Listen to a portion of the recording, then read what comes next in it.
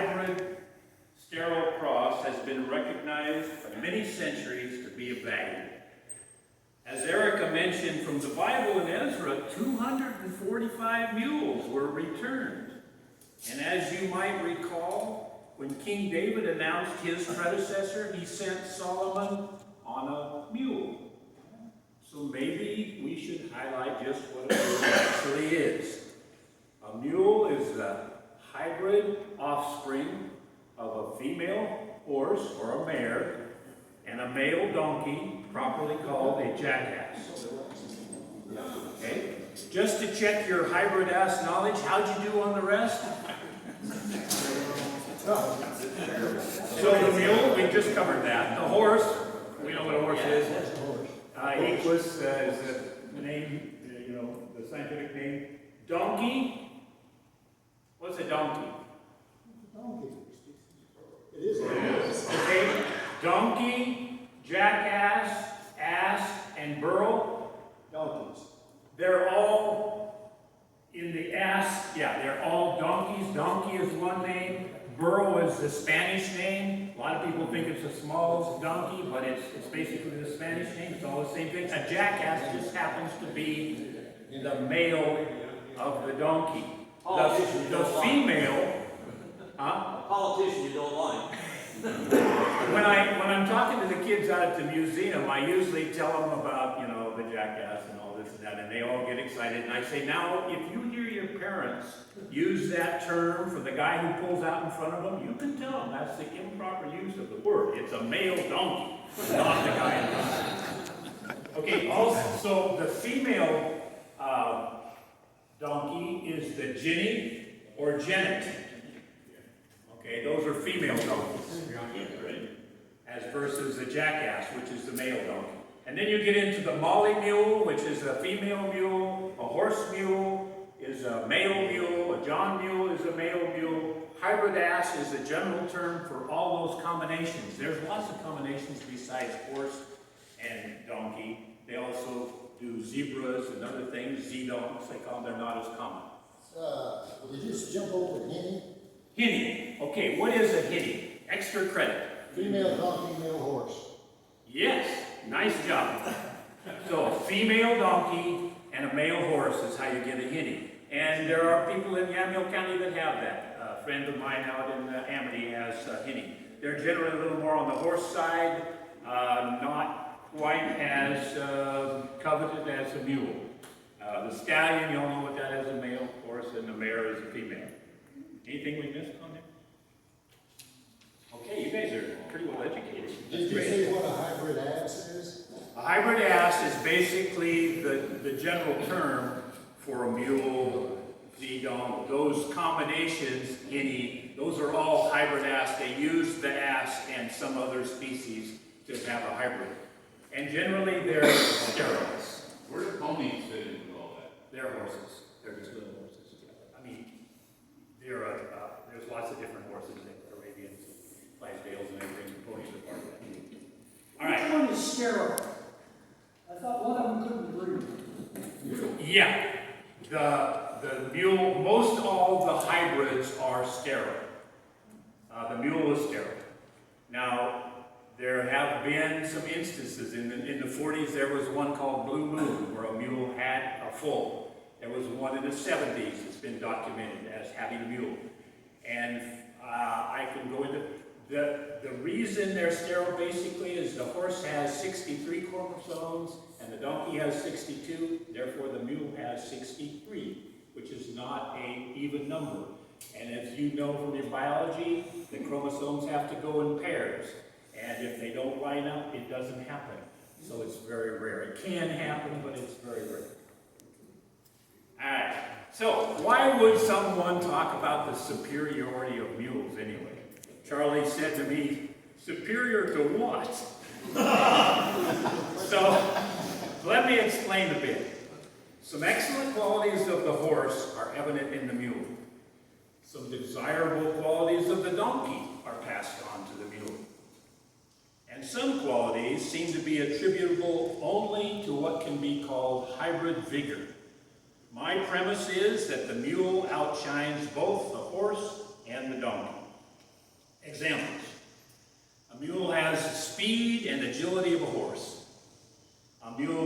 have the equivalent size of a horse. A mule has the similar conformation to a horse. A mule has the feet more like the donkey, hard and tough. I put no shoes on my mules. In 2013, from my place to Sisters, I traveled via Sweet Home about 150 miles and had no foot problems. The mule has beautifully long ears like the donkey. Some people say that the mules stay cooler by dissipating heat. I know that you can read the mule's emotional attitude by watching those ears. When the mule's ears are pinned back tight, that mule is not happy. He may be agitated by his teammates, by the tack or the harness. He may be agitated by what he's being asked to do, or he just can't see what's going on behind him and he's bothered by that. When his ears are only slightly tipped back, he may be just listening to the teamster, or maybe he's hearing what's going on behind him. If both ears point in one direction, then most likely means there's something out there, and it's something we should be aware of. If the ears are flopping alternately, 1, 2, back and forth, that means his world is good and he is relaxed. The mule gets his reputation for being smarter than the horse from the donkey, which has been recognized to be a very intelligent animal. And then there's the mule's ability to high jump from a standing position, something neither the horse nor the donkey are known for, which some would say is that hybrid vigor I mentioned. Some places people take advantage of this high jumping ability by hunting with dogs and mules to find raccoons. They ride their mule along with their dogs, and if the scent trail leads them right up to a fence, they've trained their mule to jump at the signal of a coat being laid over the fence. They dismount, lay their jacket over the fence, the mule jumps over, they climb over, get their jacket, get back on the mule, and continue the scent, following their dogs without having to find the gate. Another hybrid vigor attribute, the mule's lifespan. 5 to 10 years longer than a horse. My oldest mule is 36 years old. My friend's little pack mule just died last year. I'm not sure how old that mule was, but people wouldn't believe Larry, my friend from Yamhill, when he would say that Festus' age was 40 and 40 plus, so he started counting backwards until he died. I don't know. Also, maybe due to that hybrid vigor, is that the mule has healthier teeth than either the horse or the donkey. The mule's eyes are set so that it's said they can see all 4 feet. This may be part of the reason why mules are safer and more sure-footed than a horse, and why they're used in such places as the Grand Canyon ride. Most mules have a smoother gait. Some of us would say it's the difference between a Ferrari and a Volkswagen. Some people are surprised to learn that a mule can do more than walk. Yes, a mule can run. I've heard it said that if a mule doesn't want to be caught, most saddle horses can never catch up close enough to get a rope on him. But if the roles reverse and the cowboy gets on that same mule chasing the horse, most mules don't really see the point in all that energy usage and let the horse outrun.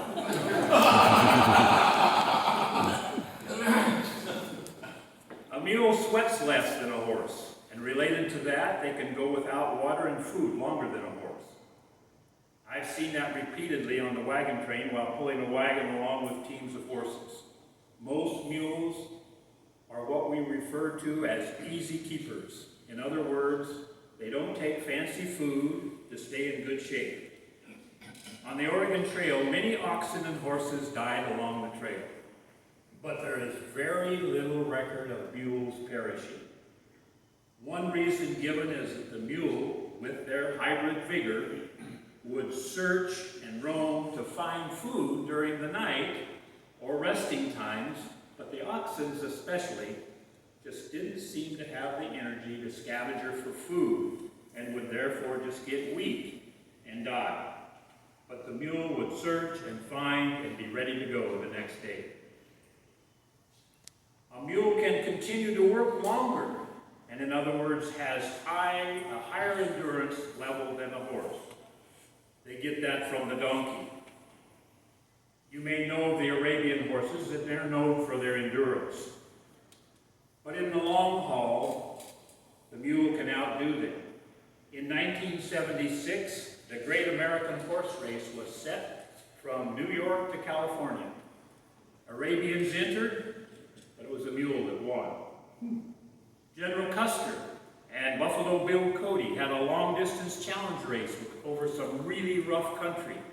It turned out a draw, but the next day, Buffalo Bill went to see General Custer. Custer's horse had died. Cody's mule was just fine. Well, some of you may know about endurance racing today, and you might ask, well, why don't mules win all those competitions? Well, you see, we don't push our mules to the very limit as the pioneers did, and there are vet checks to watch people who don't push so that they don't push too hard. If we were under those harsh conditions that the pioneers were forced to endure, then the mule would show to be superior. And that brings up a point. People ask, why didn't all pioneers use mules instead of oxen, which most did use? Two major reasons. The oxen were cheaper, mules were more expensive, but they also took experience to use. You needed expensive harness, and you needed to know how to drive mules. Pioneers were not all farmers, and mostly not professional pioneers. They were people who wanted to start anew, go from where they were out here. So buying oxen, since they were cheaper and easier to learn how to use, were the chosen by most people. Only those who had more money and experience could afford to hire a mule skinner or afford the mule. If they hired a mule skinner, they would be able to make it faster and with less animal failure. Mules can withstand higher and lower temperatures than a horse, therefore are able to work in very adverse conditions. The Navajo Indians knew this and would often trade 2 horses for 1 mule. The mule was generally has more action and willingness than the donkey. The mule will not drink too much water when hot and get sick, as horses can do. In fact, that brings up one of the major desirable traits of the mule, and that is, they really don't take as many veterinary visits as a horse. I've had 2 vets tell me they wouldn't have much of a business if it depended on mules. Mules just really take good care of themselves. One of the first times I experienced this was while logging up with a team of mules years ago near Yamhill. I was pulling logs out and putting them in the deck, and after a while, mules did not want to go any further to the right or the G side as we were stacking the logs. To me, there was no real obvious reason why they shouldn't go over there. It looked just like the small brush all around that pile. Finally, I decided to walk over to the area and check it out. To my surprise, I found broken glass and wire just where I'd been asking the mules to go. They seemed to sense that that wasn't safe, and sure enough, they were right. They knew it wasn't safe. My experience has shown me that mules usually try to get out of an unsafe situation. They're less likely to go into a non-thinking panic mode than a horse. I had a neighbor next to our place who raised quarter horses for the racetrack.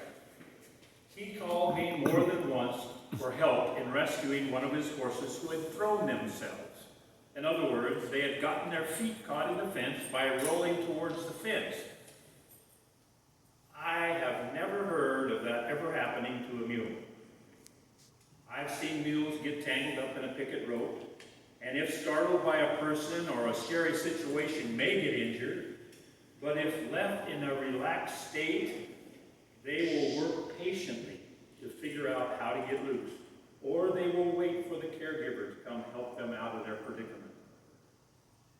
That's not to say that mules will not spook. They will spook, but generally, they kick into a thinking mode much quicker than a horse and calm down sooner. And in that process, they are much less likely to hurt themselves. They don't usually run blindly into fences as they try to escape a danger as a horse is likely to do. There's usually someone who says, "But aren't mules really stubborn?" To that I shall say, well, maybe strong-willed, but not stubborn. You see, I've come to learn that mules have a very strong sense of their own well-being. They try hard to take care of themselves. That shows up in less vet bills, but it also shows up when humans put mules in situations that the mule is totally unfamiliar with and may look dangerous to him. It may take longer for that human to build up a reserve of trust with the mule so that the mule will be willing to push his tight envelope of sense of danger and will be willing to try a new situation. But once he feels that he is not in imminent danger, mules are trustworthy companions. If my mules don't want to do something, my first response should be, give them a chance to survey the situation. Don't try to push. Pushing usually doesn't work. You might even be able to let the mule figure out an alternative in some situations and take advantage of that strong sense of self-preservation. If you're the type of person that has to have it now and my way, you will most likely be frustrated with mules. I want to tell you a story. This happened at our place several years ago. There was a high wind warning in that afternoon, and the wind had begun to come up. And as usual, the 5 mules all positioned themselves with their rears lined up on the leeward side of a line of trees. But as the wind velocity picked up, something I wouldn't have believed unless I saw it happened. All 5 mules, urged by some inner cue, walked to the center of the field in the open, forming a kind of wagon wheel shape with their rears to the center and all looking out. And then it happened. A huge branch broke loose and hit exactly where they had been standing. My first thought was, and I'm supposed to be taking care of them. I believe they had an inner sense of danger and responded accordingly. I've heard stories about mules and horses being able to find their way home even when their human partners are lost. So, in working with mules, there are 2 principles that I try to remember. Don't push, even if your emotional state makes that difficult. For example, if you're running late and try to hurry, mules pick up on it and will probably give you more challenges than usual. Number 2, always stay alert to learn. I have learned a lot from my mules. It's taken me a long time, but I am learning that mules don't act out, usually without a logical to them reason. So I've learned to check the harness, make sure there isn't something broken or out of position, check to see that the mule is not hurt or uncomfortable before passing judgment. I feel when one stops observing and thinks there is nothing left to learn, they're in for a surprise. So as I close, I would suggest 2 observations might not be so bad for human relations. Be mindful of your own emotional state, and always be willing to listen, watch, and learn. Oh, all right. And questions? Would you be willing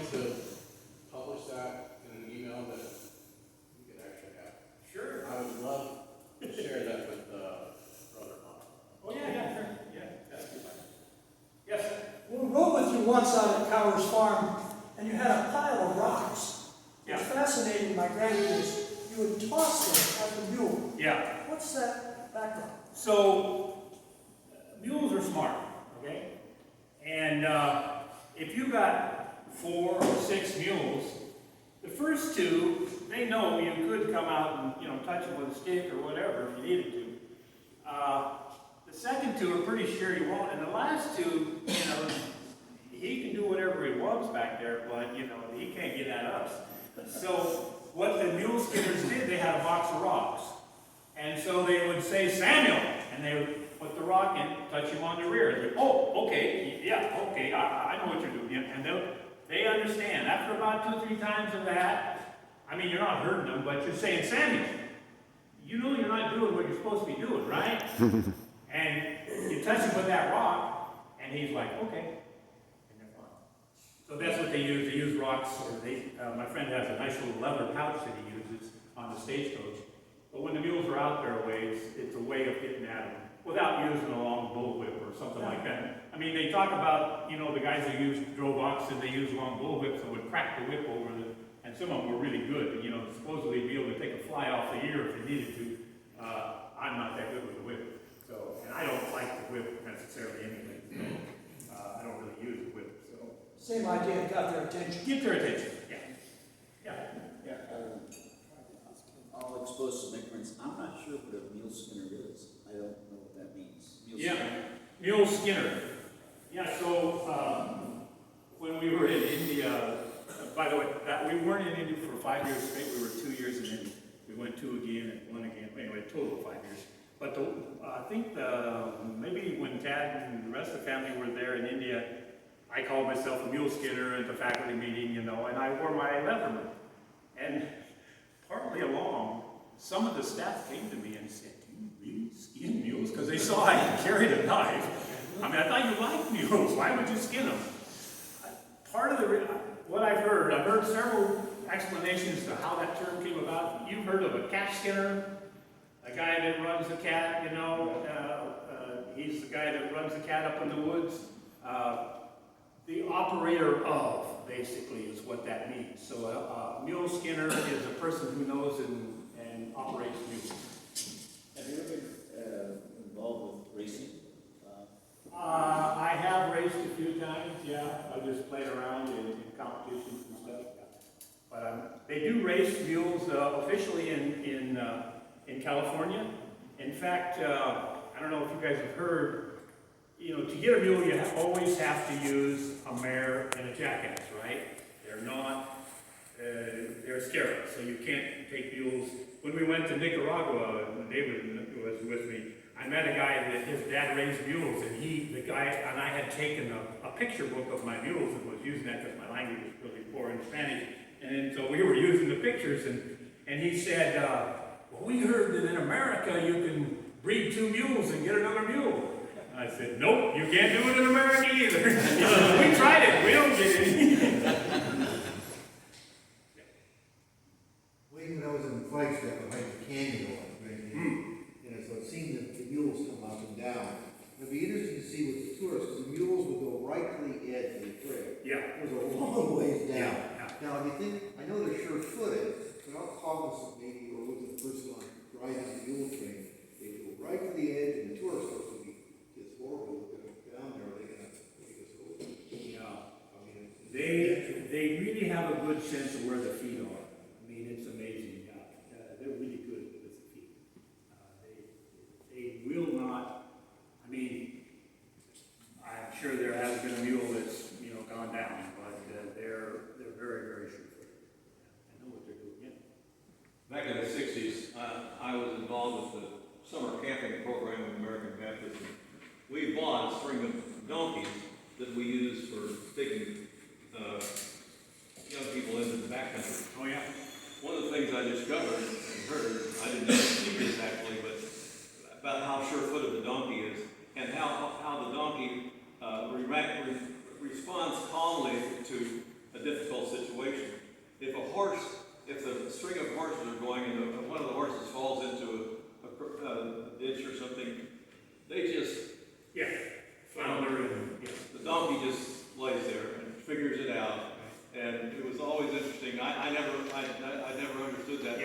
did that summer. Yep, that's what the mules get from the donkey, that's one of the things, yeah. Would you share about your 4-H summer program?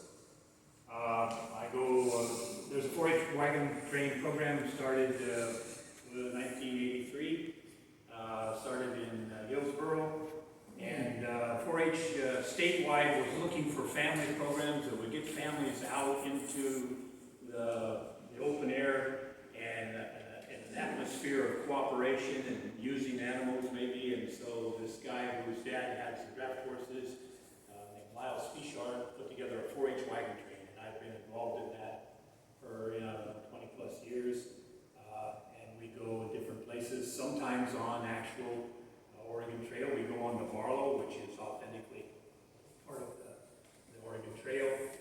My great-great-grandmother came on the Barlow, so it's fun for me to go on there. The part that we don't go on is covered by 26 was the steepest part that they had to let the wagons down.